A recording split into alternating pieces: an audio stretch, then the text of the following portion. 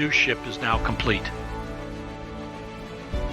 Computer, plot and lay in for jump to the system where the alien robot transmitted its signal. Computed and ready. Yeffer looks at Jazrak. Attention all hands. We are about to set off from this location.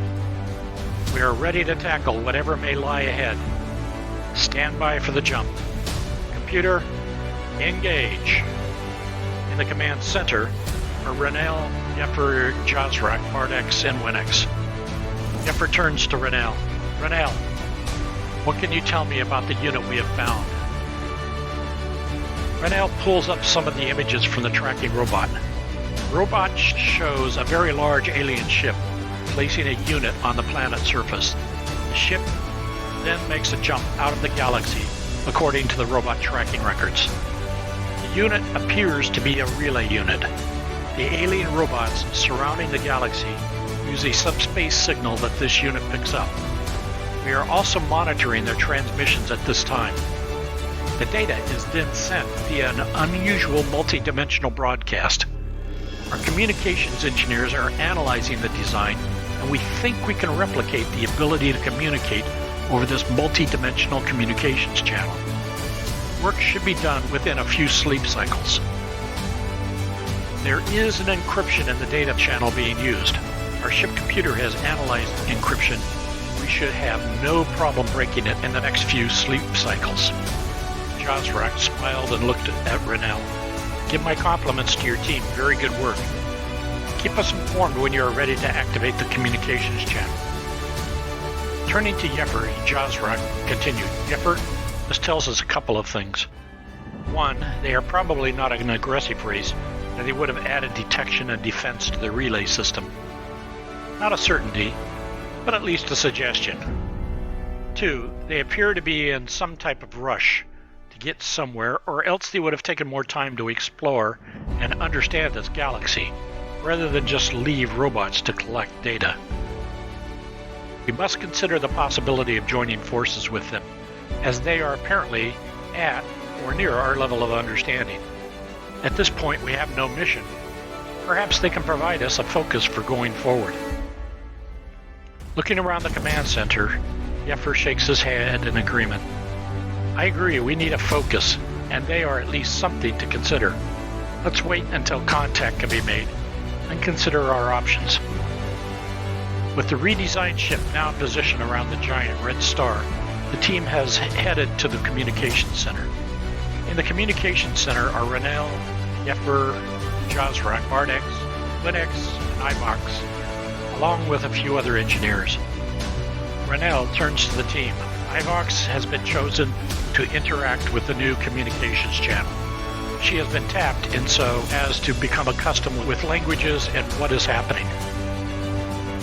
This will be our first attempt to interact. Ivox steps forward. This is truly an amazing communications.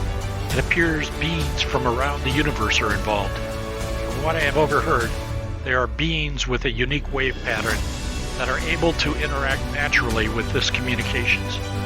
For some unknown reason, they are called Watchers.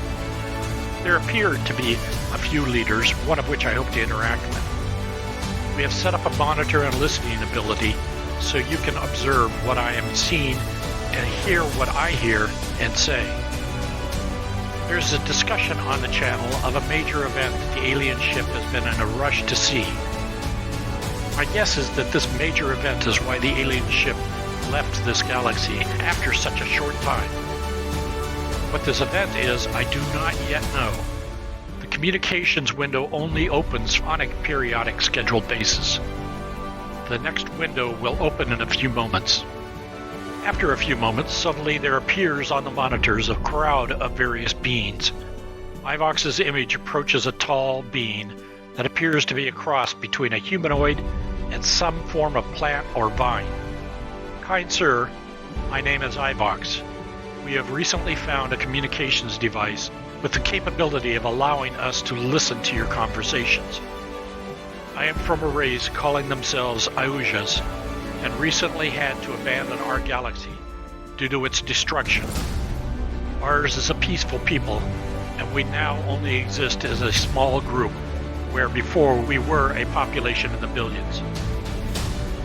The tall alien responded, "My name is Sexty. You mention a device. Are you a natural watcher, or are you using a communications device to contact this group?" I do not really understand what a watcher is. After the destruction of our galaxy, we escaped to a new galaxy and found a location to survive while we prepare to move on. We identified a ship entering up the galaxy recently and leaving a device before moving on to another galaxy. The device appears to be a retransmitter using this communications capability. We have been able to reconstruct an equivalent capability through which I am now contacting you. With a curious look on the alien's face, he responded, "What you have described is the events my ship recently executed. We found no sign of advanced life in the galaxy. How did we miss you? We spotted your sensor system and diverted it before it could identify us. We are being cautious given our depleted number. We will soon be ready to leave this galaxy and have been curious about your destination. We are now forced to be a nomad race, and given the importance you appear to have placed on your destination from the conversations we have been able to hear, we would like to understand this event for ourselves and perhaps join with you." For a second, the alien 60 contemplates the offer. "It appears your capabilities are advanced, given your reverse engineering of the communications device and breaking of the channel encryption, along with your ability to reach outside your original galaxy. We are always willing to reach out to other races wishing to be involved with us. Since you have been listening into the communications, you may well know we have joined with other race far across the universe called the Caregivers. I will pass your current coordinates and the point of the planet Earth where we are headed. We invite you to join in our communications with the Caregivers. If you decide to follow our trek to Earth, we welcome you." Back in the communications room, Yeffer turns to Jazrak. "Jazrak, what do you think? We need to move on. I don't think the destructive force will stop before the galaxy is destroyed. I wonder what this great event is, but at least it gives us a focus." Jazrak shakes his head in agreement. "I agree.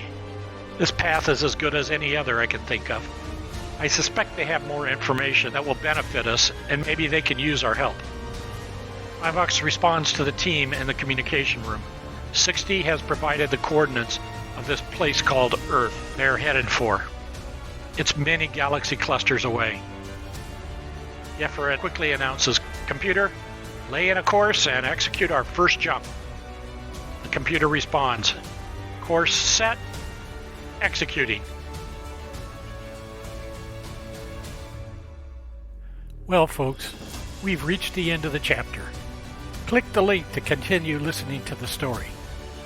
Also, be sure to smash the like and subscribe buttons so you never miss another story on Watcher in the Fall. If you enjoy our videos, please click Patreon on the front page and buy me a drink. Thank you.